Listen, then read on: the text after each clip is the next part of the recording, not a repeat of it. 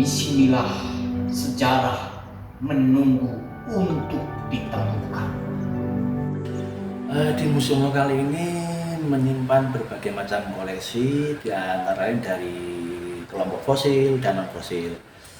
Dari fosil kita ada rahang gajah purba jenis tegodon, ada berbagai macam tulang tadi susunan gajah purba tadi, terus juga ada kerang raksasa, kerang purba, tanduk kerbau purba dan lain-lain.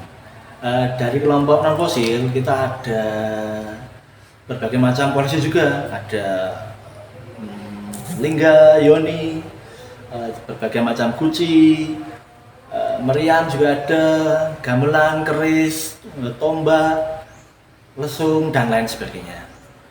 Ya, untuk koleksi khususnya fosil itu tadi ya, banyak fosil itu umumnya kita temukan dari Kecamatan Gabus, Kecamatan Gabus, tepatnya di tadi Dukuh Kuwojo, Desa Banjarjo ya.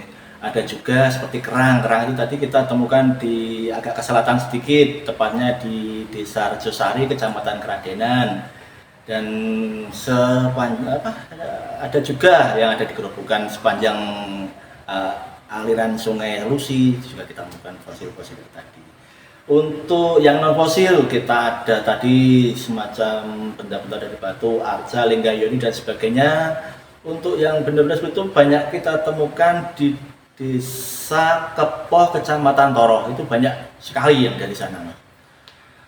Tapi ada satu arca yang arca Ganesha itu oleh masyarakat pada tahun 1970 itu oleh warga Desa Kandangan Purwodadi ya, menemukan arca Ganesha.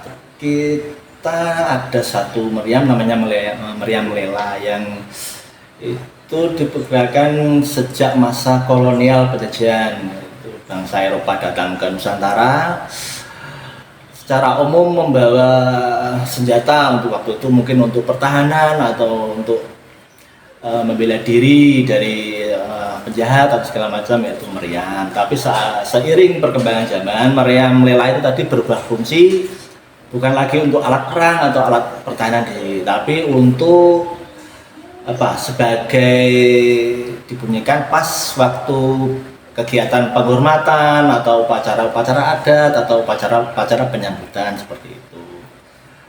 Untuk yang lain gong senenan misalkan, gong senenan itu pengadaan oleh pemerintah daerah Kabupaten Grobogan pada tahun 1864. Waktu itu tahun-tahun pertama semenjak ibu kota kabupaten pindah dari Kecamatan Grobogan ke Kota Purwodadi. Dengan adanya museum, tentu masyarakat bisa mengerti gambaran kehidupan masa lalu, seperti gambaran fosil tadi kan, bahwa di Grobogan itu pernah hidup habitat hewan-hewan purba. Terus seperti juga misalkan zaman Hindu Buddha, tentu kita bisa mengetahui gambaran waktu itu bahwa di Nusantara ini perkembangan agama Hindu Buddha waktu itu memang memang waktu itu berkembang pesat sebelum adanya agama Islam. Untuk kegiatan rutin, sebenarnya banyak sekali kegiatan yang dilakukan di museum lokal ini. Seperti contoh misalkan, setiap tahun kita adakan jamasan pusaka. Itu rutin setiap hari jadi Kabupaten Grobogan, jamasan pusaka dilakukan di museum ini oleh pihak Kasepuan. Terus ada program-program publik dari museum, antara lain kita mengadakan pelatihan seperti pelatihan MKT, pelatihan Mojopat, terus ada juga kita mengadakan lomba-lomba seperti saat ini kita mengadakan lomba video pendek dan lain sebagainya. Ya tadi pesan kita ke anak-anak muda, khususnya ke anak-anak sekolah, datanglah ke museum, cintailah museum.